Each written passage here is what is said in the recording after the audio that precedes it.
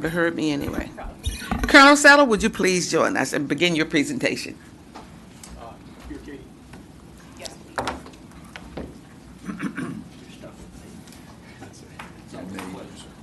I make up for you.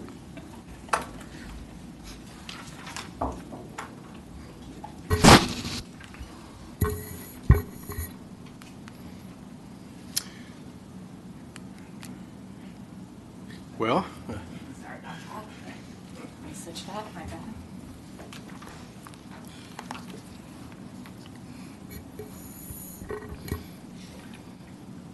we go. thank you. Thank you. Well, good morning, Madam Chair, and thank you for providing the State Police an opportunity to say a few words today. And Senators, thank you as well for your time. The agenda will cover three areas: sworn recruiting and retention, our budget highlights with regards to the governor's proposed budget, and beta transformation, and update on that. Sworn recruiting and retention, and I think it's important because I get asked this question a lot because we have had a high vacancy rate over the last several years, 2 to 3 years specifically. I'm happy to say that we graduated a class last week of 34 trainees to the field, so you may have seen some new faces out in the field.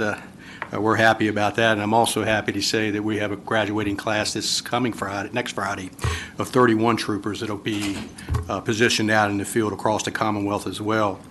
We have a February school that's proposed. Right now, we've offered 25 conditional appointments. We have about 110 that are still in the hopper through the background process. So we're hoping that if we get half of them, we'll have a 50-plus school. So the message behind that.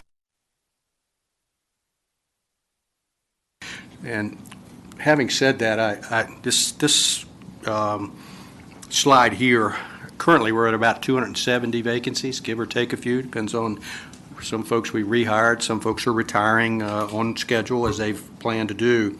But you can see we've had 11% decline since when the governor signed the budget back in June. So that's a great news for us. The sworn retention, a lot of times we get so caught up in the recruiting piece of it, getting new faces through the door, we forget about retaining our very valuable employees. So this slide here shows that if you'll look 2019 as compared to 2022, and we've got a 23% lower turnover rate, which is great. In other words, we're retaining folks. These are our most valuable assets in many ways. They bring a lot of institutional knowledge and certainly expertise in the complicated, complex work that we do. So with regards to the governor's proposed budget, I will say that Virginia State Police workforce has not grown significantly over the years to meet the demands of just the population increase and the new threats in today's society. We're extremely lean, and we have vacancies on the book, both civilian and obviously the sworn I just spoke about, but we're actively trying to fill those positions every day.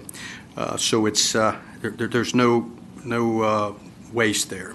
So in the governor's budget, we asked for 244 additional positions, and the governor provided 72 in the budget. And I'll talk a little bit about those 72 and the need for those positions for the Virginia State Police to provide some relief in certain areas. Here are the positions broken down, and this is just a one slide. I won't go through each one of these because I'll hit very quickly on each one of them in the upcoming slides at a very high level, and certainly answer your questions if you have any about a particular specialty here that we have. But it runs from human trafficking right down to organized retail crime investigations or enforcement, our aviation division. I'll talk a little bit about that. I think that's extremely important for the subcommittee to understand where we are at with regards to our aviation program, and that will be, we'll talk a little bit about that towards the end. So the human trafficking piece, we requested 8 positions, 2, those are sworn positions, 2 analysts, and 1 victim services coordinator position. And we'll tell you that the human trafficking has increased exponentially, 62%, and that's based on the Bureau of Justice statistics. But here in Virginia, just since July, we've opened up 20 significant human trafficking cases because we took current resources, current positions, and moved them over into the human trafficking unit, and they are super busy right now. So we stole positions from some other area to create the human trafficking unit to address that need. Colonel Settle, can we Yes, ma'am. ask questions now, or would you rather wait until the end? We can ask them now if you'd like. Okay, Senator Norman? If you can, what do you attribute the increase on the human trafficking? Is it increased enforcement or just a proliferation of it? Madam Settle? Chair, Yes. to answer the question for Senator Norman, it's a proliferation. It's not one. Certainly, we're giving it more attention. It's always existed. It's now been more publicized, more awareness. For instance, we've now brought in the trucking industry because of the many miles that they travel across the Commonwealth and the nation, and a lot of this activity is going on at truck stops and with these young adults, and so that was an area that we partnered with the Trucking Association just to get the awareness out there. And what we found out is it just wasn't being addressed, and it was because of the lack of resources. So, and we also see it too with organized crime, with the drug cartels. We see it with the narcotics investigations that we have. They'll use human trafficking to secure these young adults, and or sometimes they're juvenile. A lot of times they are juveniles, but young adults and even older adults secure those folks to be kind of their mules, if you will, to do their deliveries and so forth. So it's a multitude of reasons for that. Thank you, sir. Thank you. Thank you, Madam Chair. With regards to the human trafficking here, one of the most important request here is the Victim Service Coordinator, and as we intervene into these investigations and we identify the victims, what do you do after that? And that is problematic because typically when we remove these folks from that environment, they navigate back to that environment just because of the pressure and the lack of resources.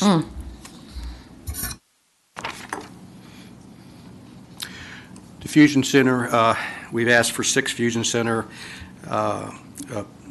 positions, 2 field analysts, and the reason for this is just the increased demand for analytic work in all of our investigations, whether it be just a normal investigation or a drug investigation, or whether it be support with regards to threat assessment, and we'll talk a little bit about that here in a minute on another slide. It's just the increased load. When you have an investigation now, it incorporates so many other assets with regards to the resources that are needed. You need folks digging into the assessment and analyzation of these crimes.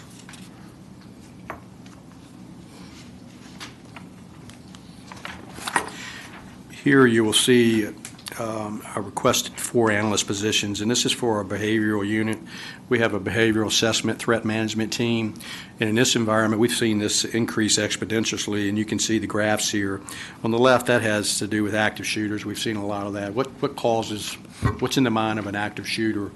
And our team is 24/7, and they are inundated with a number of requests. These kind of speak for themselves. When you have an active shooter, we get the team on that, but we also have the threats, and a lot of times it's on our legislative body personnel as well. If someone makes a threat, we have to assess that. Is there is there a grievance there? Is there an issue that we feel that might be acted upon, or is it just shouting out loud? And is it First Amendment protected? So there are a number of drivers with that. And right now, when we started that program about 5 years ago now, we had 2 analysts. Now we have 4 with the 5th analyst in there, but it is nonstop 24/7. So we have to prioritize and pick and choose, and we don't like to do that because we can't be wrong. We have to be perfect. That's what we strive to be, and we're not perfect all the time, but that is our goal. These additional analysts will help us dig into those grievances and those behavioral threats that we get on a daily basis.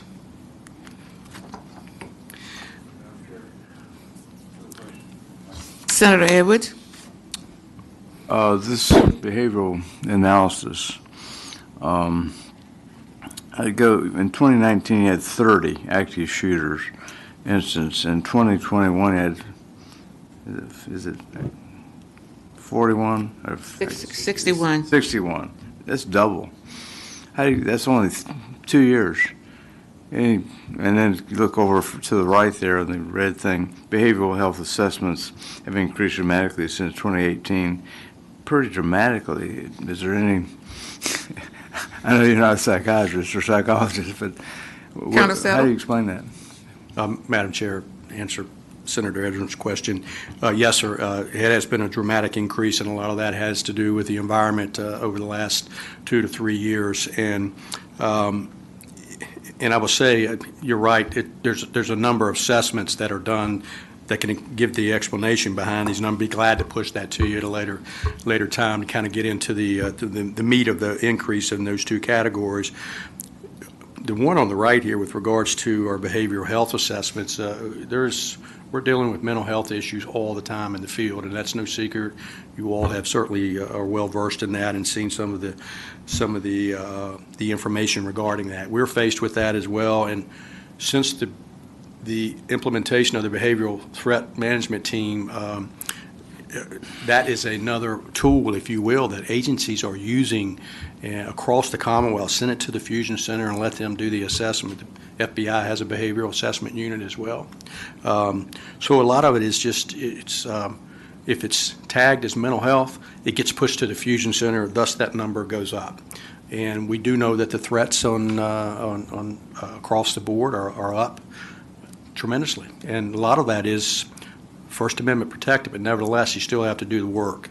And that is indicative of that number being kind of elevated as well over time. The mass shootings are, it's across the country. We've seen that. It's not isolated just to Virginia. There's a really good report that the Fusion Center has put out in conjunction with information from the FBI. I'd be glad to push that to you. It is a really in-depth analysis of active shooters. Yeah, Madam Chair, I'd like to see that. I'd like to see that, if you have it. Appreciate it. Thank you. Thank you, Colonel Settle. Yes, ma'am, Madam Chair.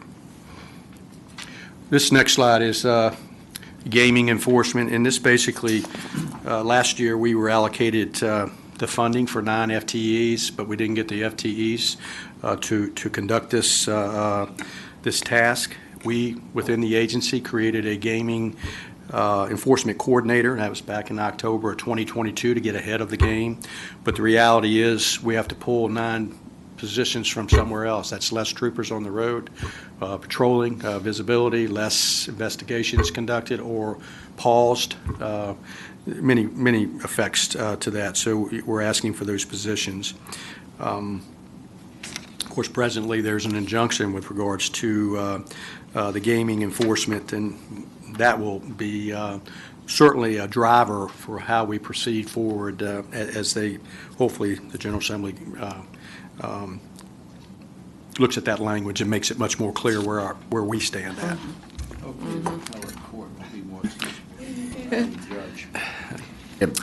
Thank you, sir. Good observation. Senator Peterson. And I speak sort of semi-autobiographically. The laws on gaming in our Commonwealth right now are a shambles, okay? They're contradictory. They make no sense. They contradict each other. Shambles. So my sympathy is with you, Colonel, because you might enforce these laws. Good luck getting a jury verdict on them. But I just say that they do need to be cleaned up. And I say that as someone representing clients. I won't be voting on that, but anyways. Thank you, Senator. Thank you, Senator Peterson. Shambles. Senator Marsden. Thank you, Madam Chair. Colonel Settle, we certainly have casinos, we have online gaming, now, and we also have the machine gambling that's, in different stores and restaurants, things like that. Where do you see the biggest emphasis for these new officers to focus on? Where do you think the problems are going to come from? Well, that's a multi answer, Madam Chair, if I could answer. Senator Marsden's question. There's a number of drivers in that, Senator Marsden. That was why it was important for us to get the coordinator established on the front end and establish relationships across the Commonwealth to identify where, what are the priorities, where do we start? And of course, a coordinator in creating those relationships with our locals are extremely important, but the 5 sworn positions with regards to that are extremely important as well, so we can get down into the weeds. And is it? I would argue probably the upcoming casinos. I mean, we have 2 that's open. I believe I have that in the slide.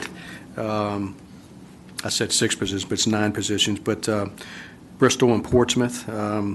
Then we have Danville and Norfolk coming on board in the future. So that's going to be a lot of. It's going to be okay.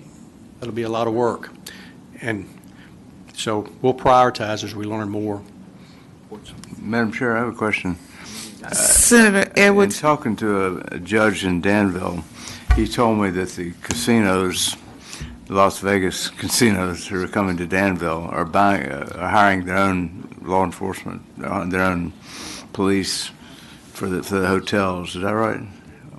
What impact is that having? Is that the case? The hotels are hiring their own security guards.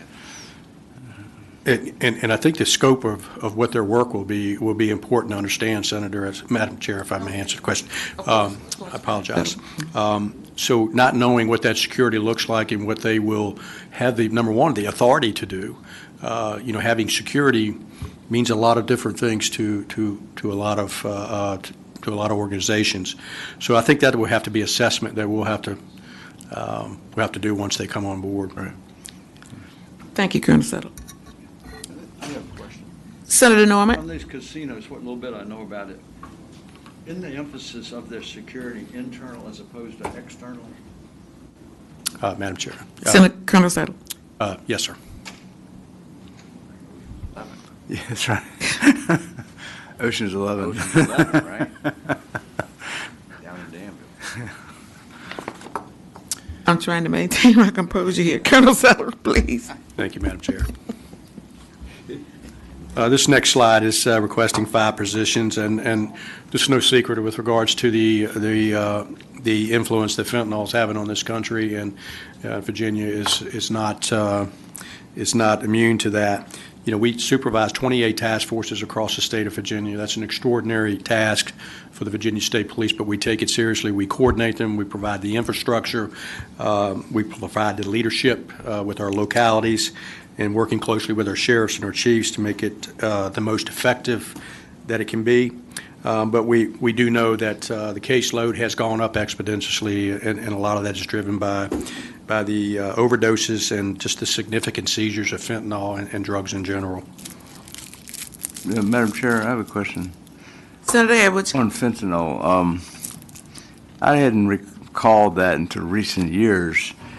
What exactly how's it coming into the country and the Commonwealth? And I've been hearing, too, that people have been put into things that even children, candy-type things.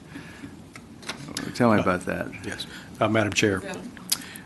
Senator Edwards, a great question, and again, that's a multi-answered question. It's coming from out of the country and it's coming in through our ports, through our borders, through the mail. We have a specific unit that does nothing but parcel interdiction. And every morning I wake up from the day before, we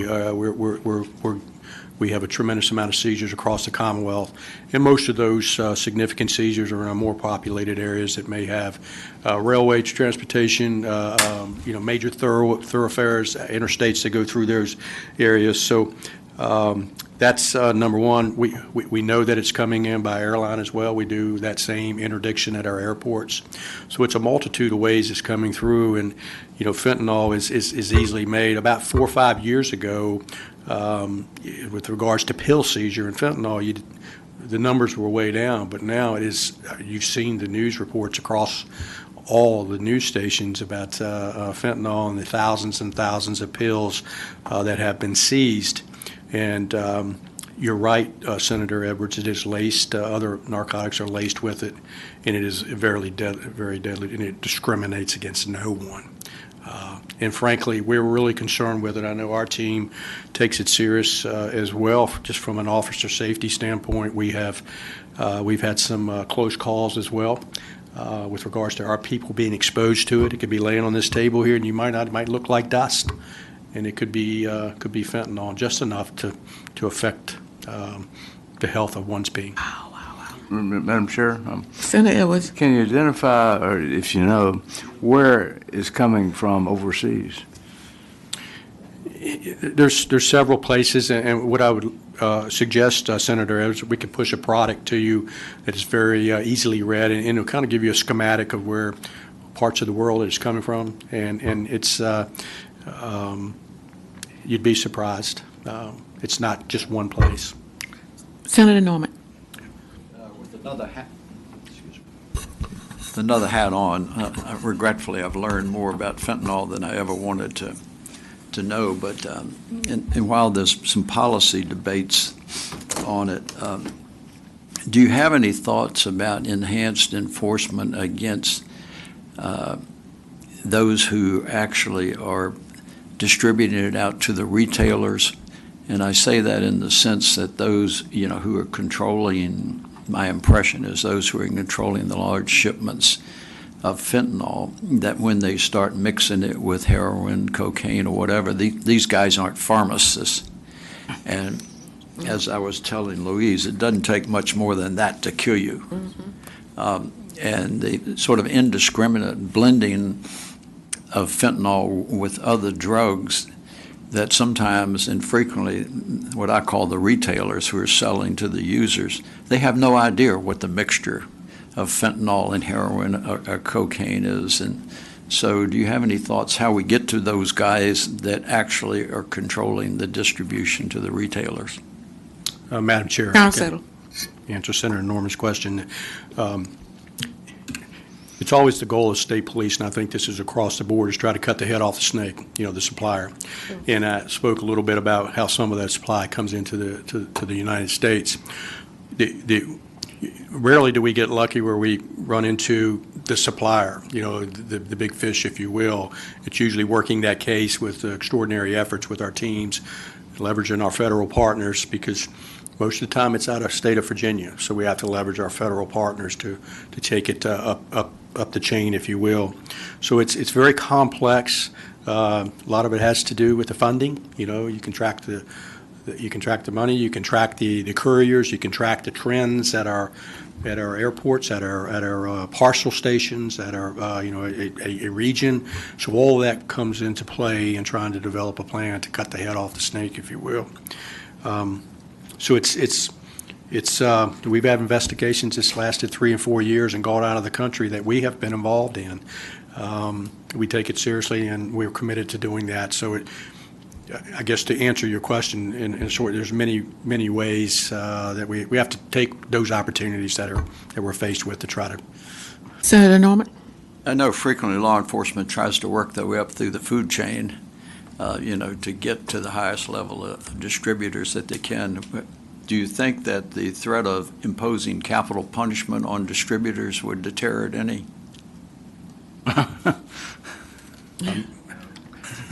Madam Chair. But they only do it once. Colonel Settle. I would just answer that question. Yeah, we're going to follow what we're charged to do, and the rest will work itself out, I guess. Colonel Settle, you want to continue? Yes, ma'am. Next item on the agenda, one sworn position, and this is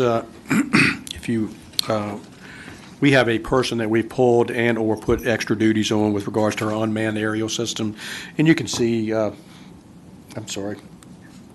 you can see some of the incidents that the program is responsible for. This is very taxing. I will say that FAA has stringent regulations. We need someone on that all the time to make sure that we're in compliance with the FAA standards.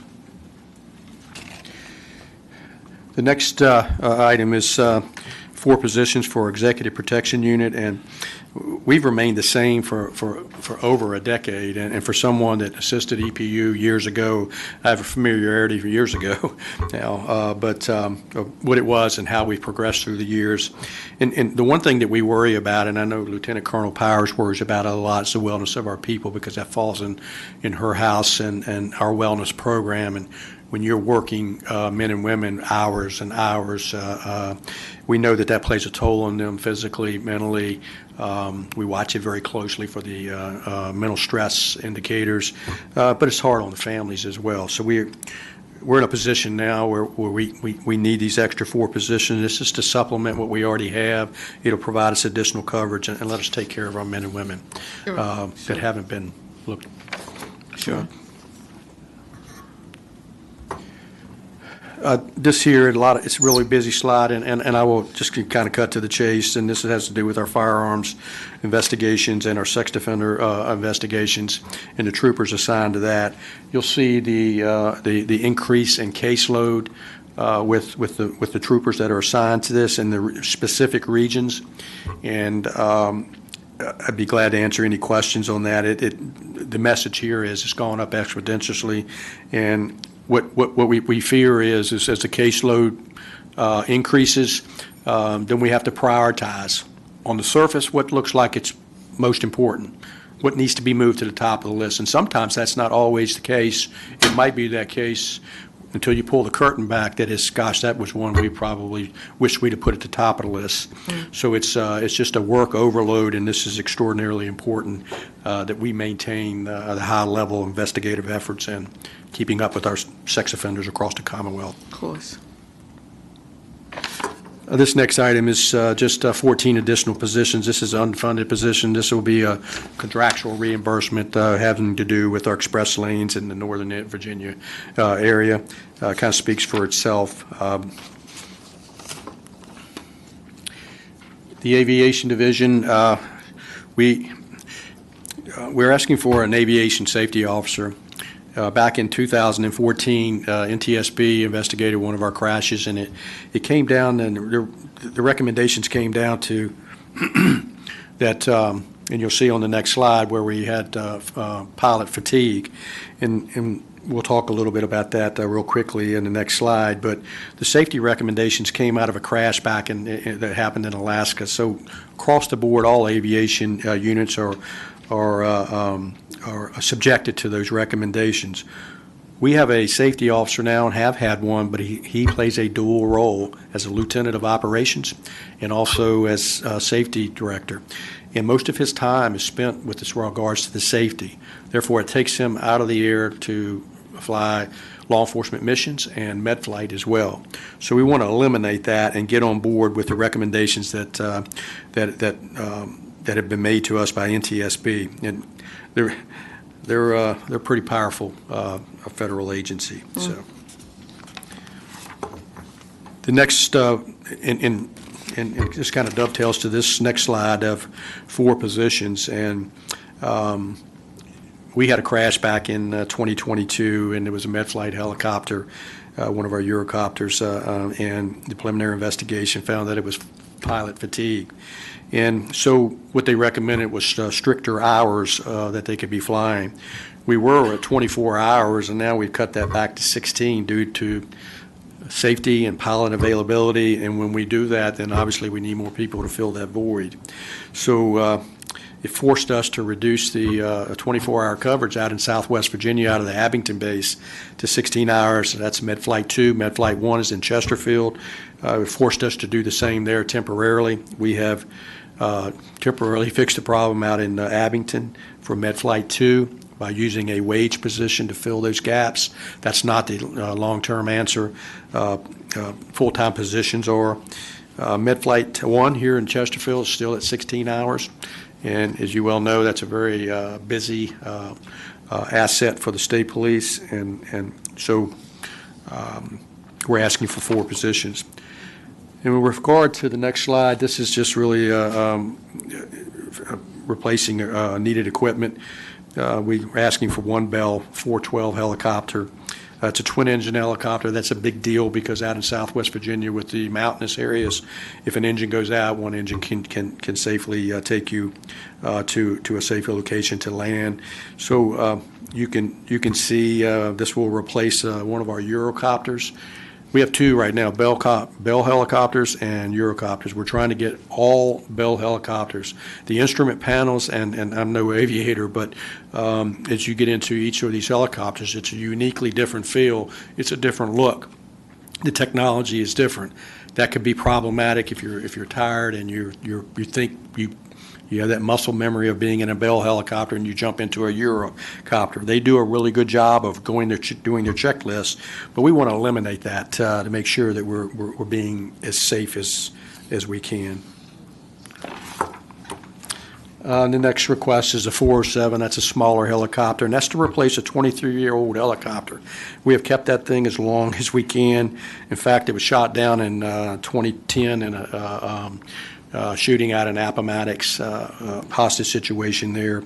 Luckily, it was not damaged beyond repair, and when we repaired it, it was very structurally safe and sound. But it is at its end of shelf life. So, and you can see the in both of the previous slide and this slide, the selling of the old helicopters or the trade-ins, if you will, to offset some of the costs. Madam Chair. Madam Chair. Senator Marsden. Thank you. Would this increased capacity such that if we had a kind of an I-95 situation again with people stranded and what have you, that there'd be some additional capacity to assist in getting to people who are stranded and maybe in medical distress or whatever? Yes, sir, it would, and that's a great example. We did not have adequate staffing level because of COVID and some other things at the time of that storm. Had we had these additional positions, we could have put somebody in a helicopter, and just from aerial observation, if anything else. And we're very fortunate not to have had anything disastrous happen in terms of human life. So, thank you. Absolutely. Thank you, Colonel Settle. Thank you, Madam Chair. The next slide is just our VSIN replacement system, and this is critical. Obviously, we serve approximately 732 state and local criminal justice agencies. We are the owner of that system, and with guidance from our federal partners. And you can see the number of transactions that took place in 2021. Wow. We cannot afford for this to not be upgraded. And it makes us vulnerable. This disaster recovery is much more complicated now because of the end of shelf life. So replacing that helps us bring it up to a cloud-based solution that is will make us much more robust for our partners. Unbelievable. Lastly, it's just in the governor's proposed budget is a sworn compensation. And of course, you remember the joint compensation work group study that the General Assembly requested us to do with JLARC and DHRM, which led to meaningful compensation adjustments this past budget. We still have that. I'll go to the next slide here to explain it even more. It's the 1.4% that step increase that's in the governor's budget, and what that does is it eliminates our compression forever. It will not let us digress. It'll let us keep up with the investment that you all made in law enforcement and specifically state police, and it's preserving our substantial investment. So, yes, ma'am. Capital projects. This is just a language change that. It needs to be corrected. Doesn't change. The first one is just a change from Area 6 to Area 39 to make it correct, and the last one is just a scope of work plan because that site of that new building in Division 6 out in Salem moved to another parcel. And lastly is the VITA transformation. We're on target. We should finish up phase 1 here in a few months, June. And start phase 2, and So you see the cost at the bottom there. There's not anything that should be alarming. We've talked about that for the last several years to get to this point. So we're almost halfway through our transformation. Yeah, Madam Chair, I have a question. Senator Edwards? On the Division 6 headquarters in Salem, what's the status of that? I know you're looking at a location. Yes. Colonel Marlowe, would you, Madam Chair, if I could call. Absolutely. Colonel Marlowe. Please join us, sir. Thank you, Senator Edwards. Yeah. First one of the superintendent. So up to this point, we've had planning money to design for architectural purposes. We're co-locating with VDOT on a facility there, on a site, and if the construction money is approved, then they'll move forward with the approved plans at that point. So we're at a juncture now where we've completed the planning and Good, architectural. yeah. Good, yeah, I'm very interested in that, of course, my district, yeah, thanks. Thank you. Colonel Settle? Thank you, Madam Chair. It's the last slide. And Colonel Settle? glass. Senator Norman has another question. Colonel, from various other state agencies over the years since we embarked on that questionable decision about veto, there have been many complaints from many agencies about the enhanced cost and weighing that cost against an improved delivery of service. Spending $24 million on compliance, are you all anticipating better delivery of service? Or has it been a pain in? Colonel Settle? I'll retract that part of the question. I don't really think he meant for you to answer that question. Madam Chair, thank you. It's been a long process, Senator Norman, and we feel like we're in a good place, and so we're marching forward, sir. Madam Chair, maybe a little more diplomatic question. Is it resulting in an enhanced cost to the Virginia State Police to make that transition? Madam Chair, Colonel Settle? if I could call Lieutenant Colonel Marlowe, he's been intricately involved in this from the beginning. Colonel Marlowe? No wonder you look so angry.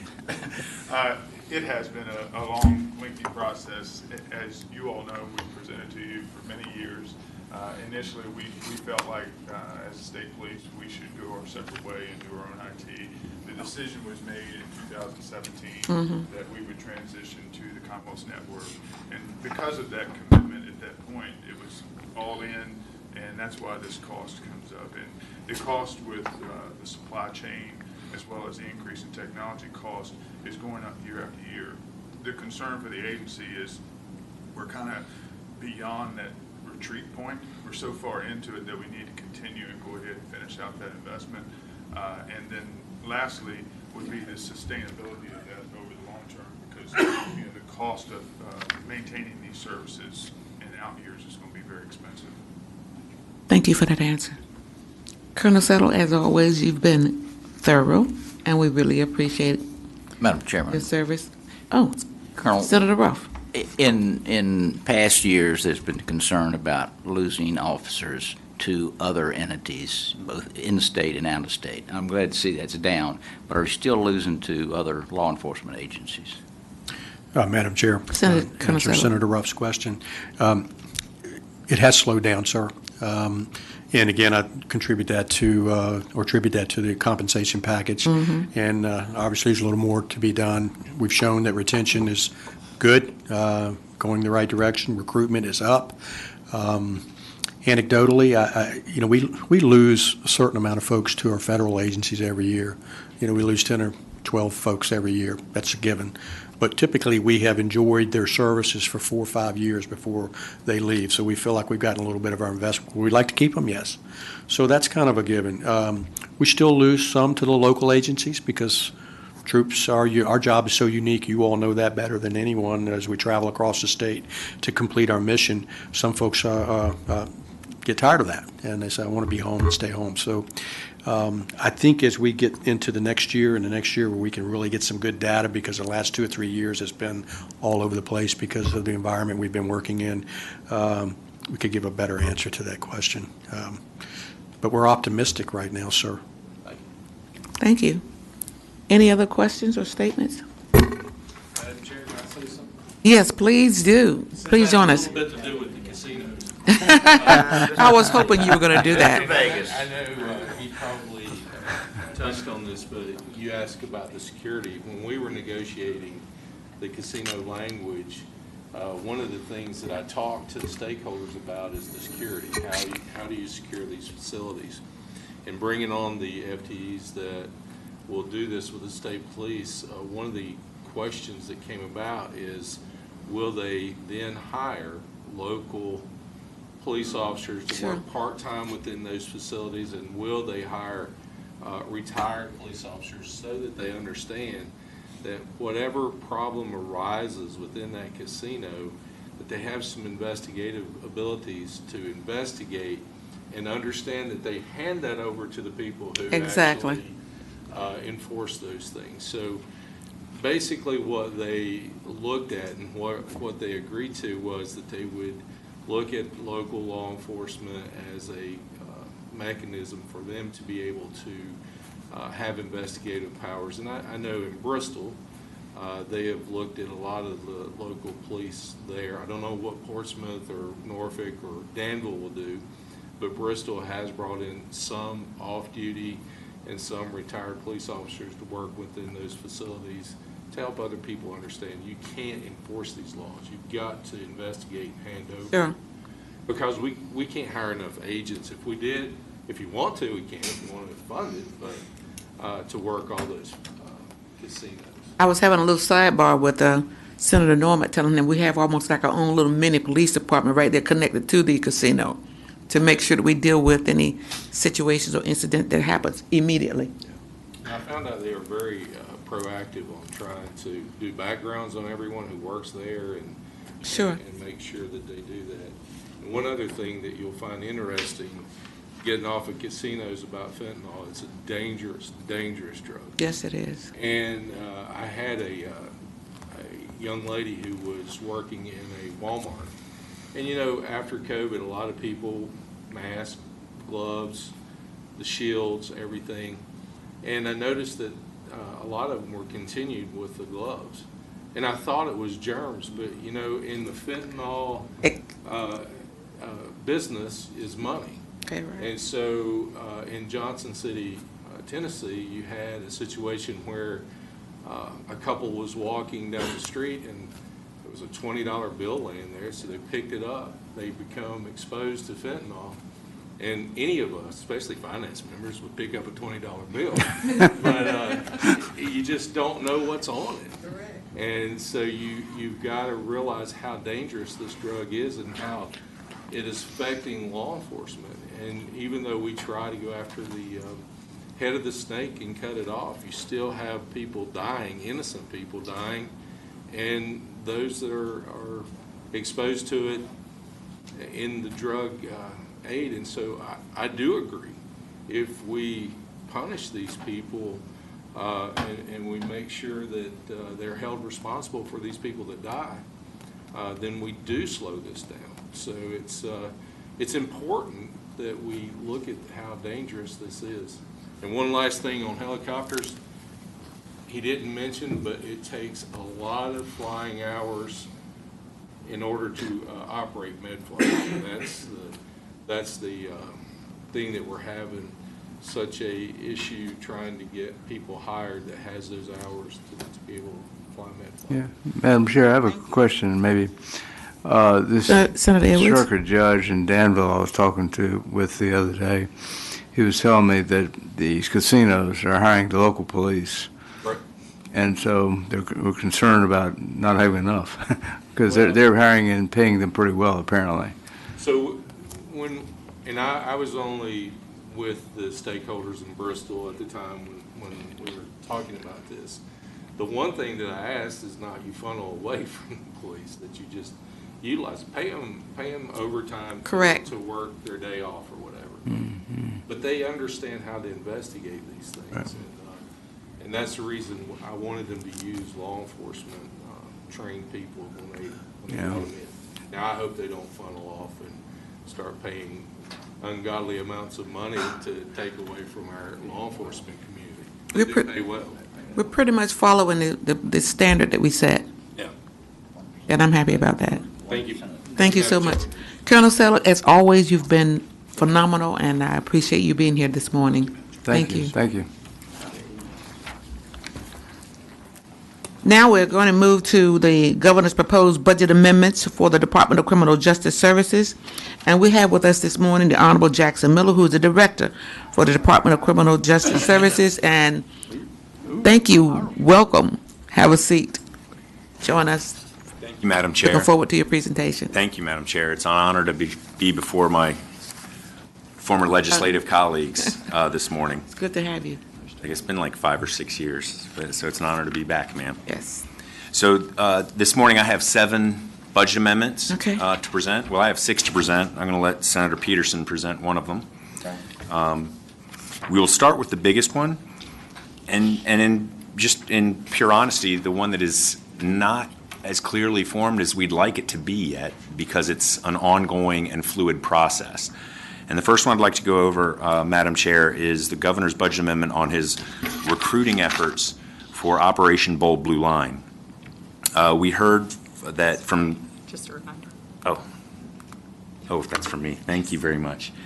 As you heard from Colonel Settle, his recruiting efforts are going fairly well, in the right direction, but a lot of law enforcement agencies in the Commonwealth are not going in the right direction right now. And it's spread across the Commonwealth, especially in the, I guess we'd call it the Golden Crescent, from Northern Virginia down through the Richmond area down into Hampton Roads. We are in, every state is competing aggressively for law enforcement officers, because this isn't just a Virginia issue, it's a national issue. And some examples I can give you is more with localities than entire states, but for instance, we have heard that Seattle and New Orleans are offering $30,000 signing bonuses to bring in police officers.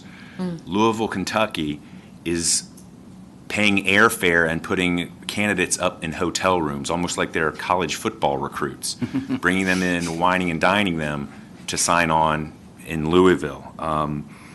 We are seeing states like Tennessee and Florida creating much larger funds than what the governor is asking in this budget amendment to set up different type of recruiting methods. One thing that we've already done at DCJS is we used an appointed position, because we haven't been approved any full-time positions, a policy advisory position that is a part of DCJS. We have filled that position with a former police officer who's a 25-year career Richmond City police officer who spent a part of his career in recruiting. And we've brought him in already because this is such an urgent need that we did not fill it with a policy person. We filled it with someone that can start the process of the Commonwealth helping localities recruit. Because historically, the Commonwealth has done nothing to help localities recruit police officers. But the problem is so urgent right now, especially in certain jurisdictions. I know that the gentlemen on this committee who serve, the 2 gentlemen that serve Fairfax County on this committee, know very well how desperate the Fairfax County Police Department is right now. The chief has been forced to go to a situation where he has gotten rid of an entire shift. So he used to have 3 shifts, a day, an evening, and a midnight. He's had to make his department have a day shift and a midnight shift. And that creates serious burnout with the officers. Down here in Petersburg, we're setting up numerous initiatives to try to help Petersburg, which is in dire straits for police officers.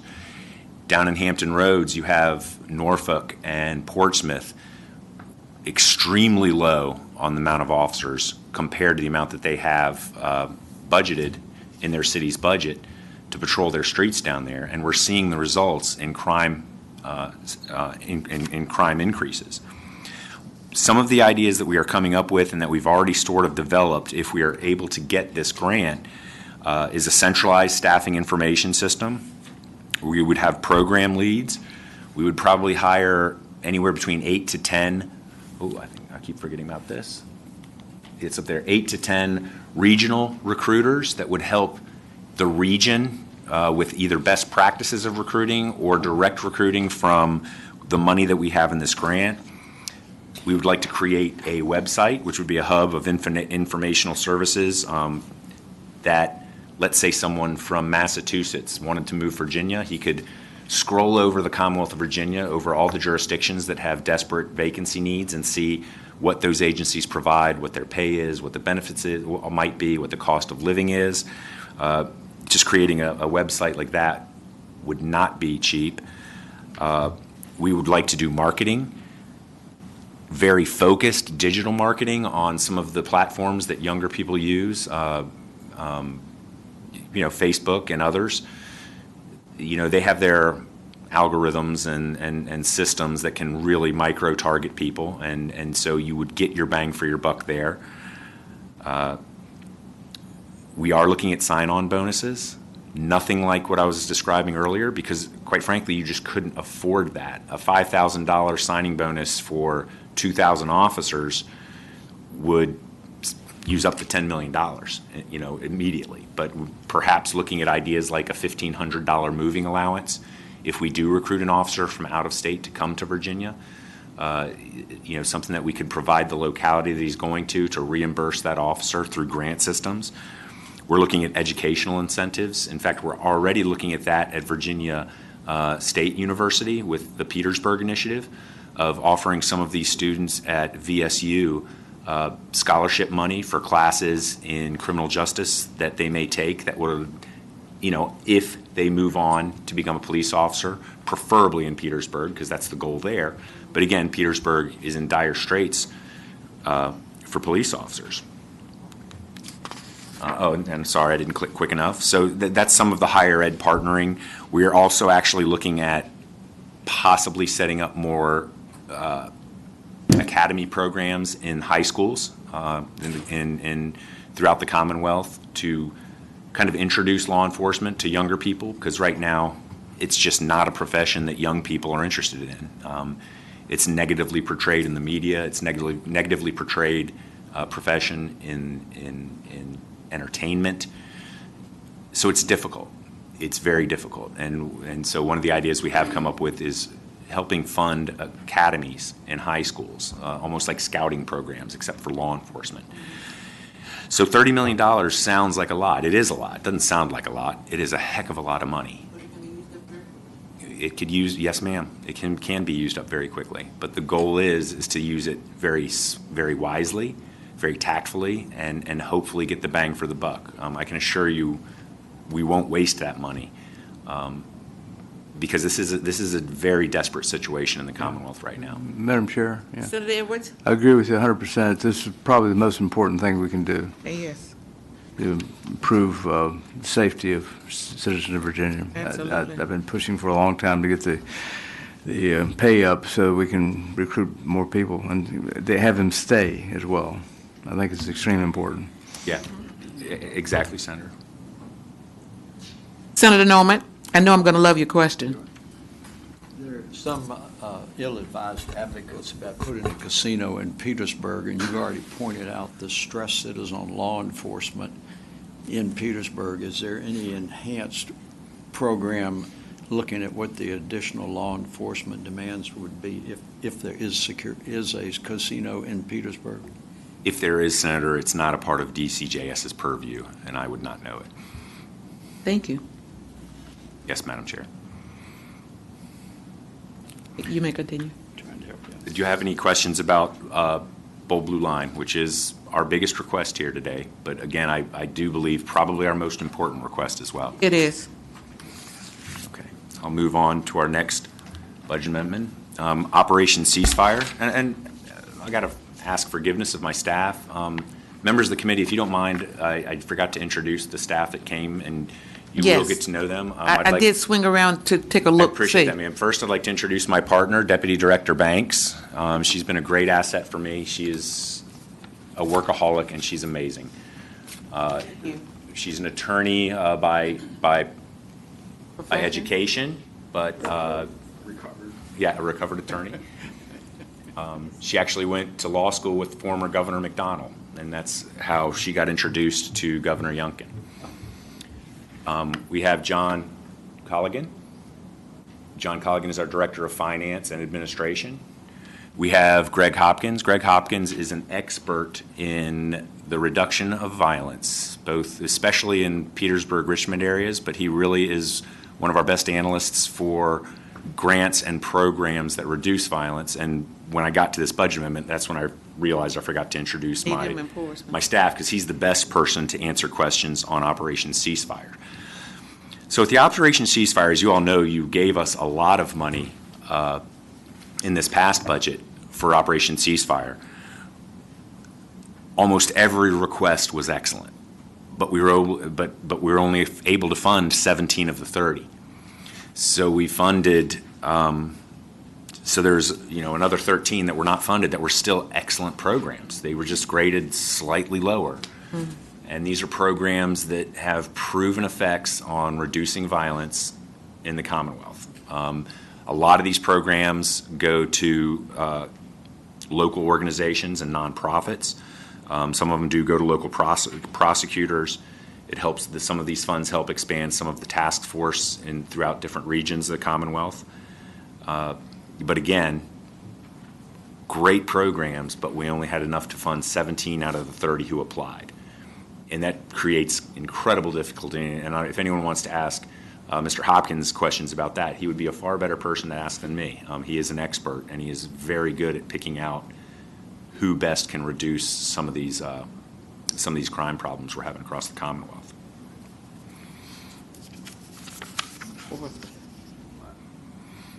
Yes. I don't think there's a question right now. Yes, ma'am.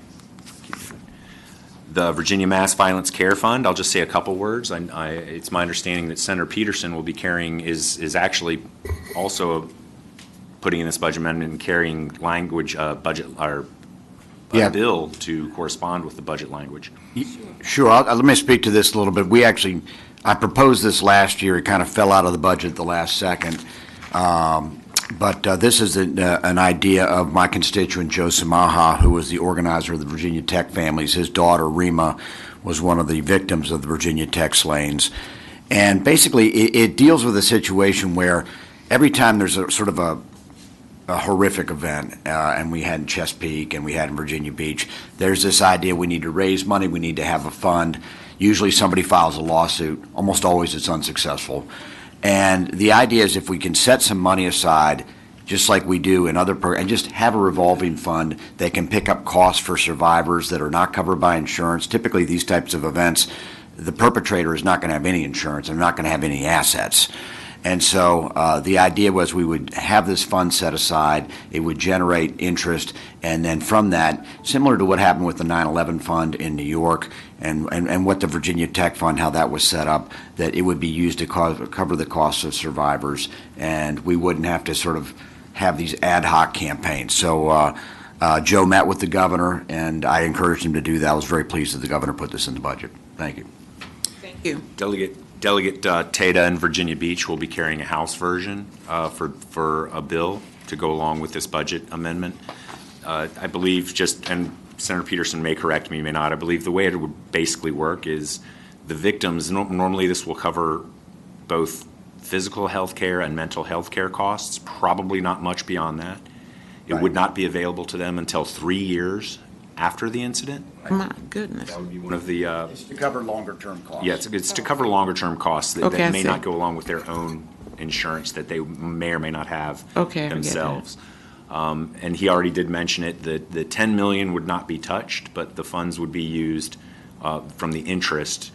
DCGS would not hold the money, I believe, in the bill. Senator Peter, if I'm correct, VRS would manage? Yeah, I think we'd either do the 529 manager or with VRS, but we'd hold it as an escrow account with the... Correct.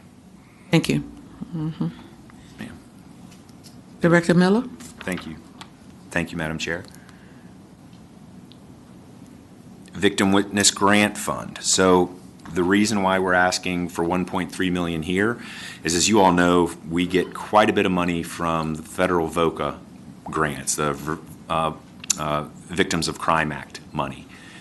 The federal government is reducing these dollars dramatically, and we don't know why, we don't know how that happens, but it is happening. So much so that one of our better anti-violence programs, last year you guys allowed us to have a firearms intervention program grant. We actually used that grant to backfill a program that we had to eliminate funding because of the reduction from the federal money, VOCA federal money. And that program was the hospital violence intervention programs. And those are 3 or 4 hospitals across the Commonwealth. I believe it's Richmond, Petersburg, I believe Williamsburg was one of them. We may not have been able to fund that one. We were only able to fund like 3 more. Norfolk is actually 2 in Norfolk, the Children's Hospital and the regular hospital in Norfolk.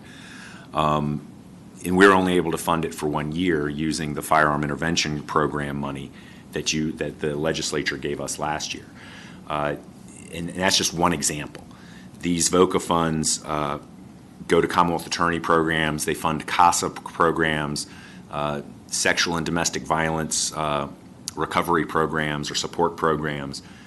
On our staff, I have some passionate staff members that deal with these grants and funding these programs, and especially Christina Vedas. She's an outstanding staffer we have, and I could see the pain in her eyes when she had to come tell me that it just killed her to tell some of these programs, either you're going to be completely unfunded or we're reducing your funds dramatically. And so then that's simply because of a loss of federal money that these VOCA funds normally go to. And most of that money does go to Commonwealth attorneys' offices so they can fund some of their victim witness programs. Madam Chair, I have a Senator question. Edwards? I used to be familiar with the program for victims of crime. That we had a little bit of money in it, not a lot. Kind of lost touch with what's going on. Bring me up to date. The federal funding, I didn't know there was federal funding for victims of crime. How did that get started and what happened? I don't know the answer to that, Senator. That's a federal government. I'll let John Colligan answer that as best he can. Would you like to come forward and join us? Thank you.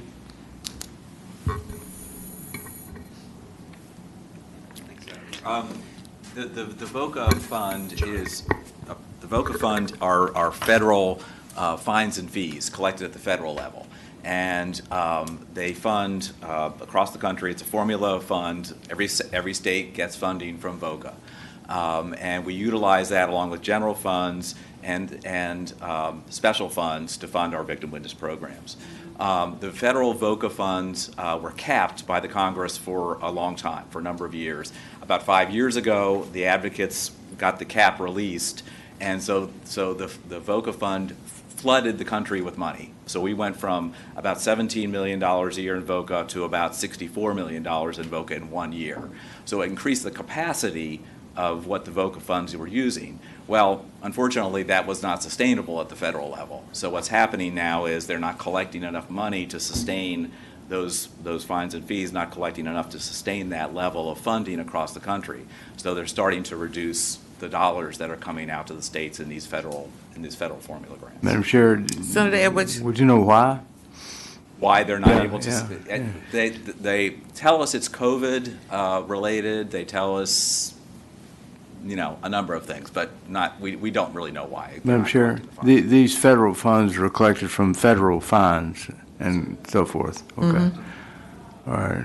John, I'm sorry, I don't know if you want to talk about the VOCA Fix Act. The VOCA Fix Act also, the federal government, and John can correct me if I'm wrong, but has been trying to fix this a little bit by increasing the source of fees. So they added deferred disposition and some other things that didn't used to be a source of those fees. Okay. Federal government made that fix.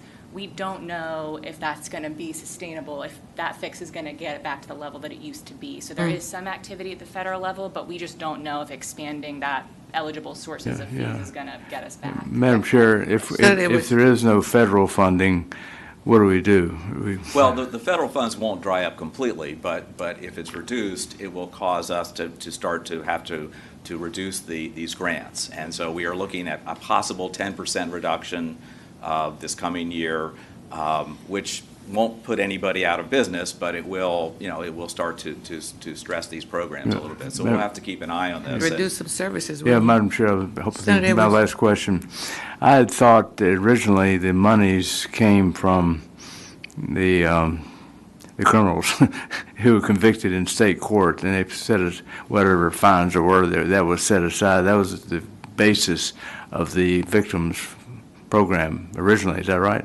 That is the state fund. Yeah, that's what I mean. So the state fund is what we're trying to get the increased appropriation for, to utilize this as another tool in the toolbox Okay. to try to mitigate Right. this reduction at the federal level. So. Thank you, been very helpful. Thank you. Director Miller? Thank you, Madam Chair. Our regulatory credentialing system. So as many of you probably know, DCJS kind of has our own little DPOR that we run over there. It's our regulatory agency that is completely funded by license fees, by licensure fees from just like DPOR is funded by the realtors and the barbers and the contractors. The difference with DCJS is, as I call it, our mini DPOR, which is not really what it's called, but that's what I call it. We license bail bondsmen, private security, armed security, unarmed security, conservatives of the peace, tow truck drivers, locksmiths, a number of different professions that, for whatever reason, the legislature decided would be licensed under DPOR, usually because it has to do with safety, the safety of families. The system that we've been using is at least a couple decades old, or at least a decade old, if not longer. The way our director, the director of my division, tells me is they're keeping it together with duct tape. It's just a very old system. It actually probably requires it's probably more than a $500 fix. This is what the governor would give us. It has not made previous budgets, even though it should have. The fees that we collect to pay for this entire division don't come close to covering the division any longer. What we're doing is we're using unfilled full-time positions, which we actually need to fill, to help pay for the division and to help pay for licensing. What is going to end up happening is it's going to become a problem for these businesses, for these businesses in the Commonwealth of Virginia. They are going to have delays in getting their licenses. They're going to have delays in their approvals, and it will cause problems with their industries. We have thought about raising fees to cover it. We just did not believe that the legislature or possibly the governor would approve raising fees on these businesses. We weren't even sure if the businesses would go along with it and if they wouldn't, but although we do have some anecdotal evidence that they would go along with it, but we think some of them would not go along with it. But this is a desperate need, and it will affect these industries and it will affect these businesses if we cannot get the platform up that helps manage. It's just all the data and internet platform used to make an efficient program where we can get the background checks done quickly, the licenses out, the complaints investigated and then sent back out. It's just a very old system that needs to be replaced.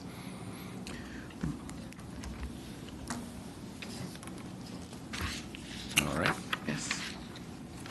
So this falls under law enforcement hiring initiatives too. This one is a little more specialized. This is where we are asking for a full-time employee, where when we initially started looking at recruiting, we were looking at what's called and this actually has several different names, but it's called the Military Skill Bridge in most places. And what it is it's programs where military personnel who are nearing the end of their tour are granted permission to go get a job, in any type of job, quite frankly, and they are paid for a certain amount of time by whichever Department of Defense branch they come from.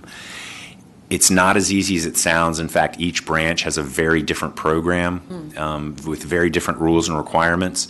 This is one of the ways we think we can help fill the law enforcement vacancies in the Commonwealth of Virginia. Virginia is in a better shape than most states. And again, as I said, each different branch has a different type of military school bridge. And what we want to do is have a full-time employee who can become an expert at all of them and then also recruit at the different military installations we have in the Commonwealth. And if you think about it, we have very large Army installations in Fairfax, Hopewell, Newport News with Belvoir, Lee, and Eustis. We have Quantico, we have the Marine Corps, we have Quantico, and clearly we have the naval assets in Hampton Roads.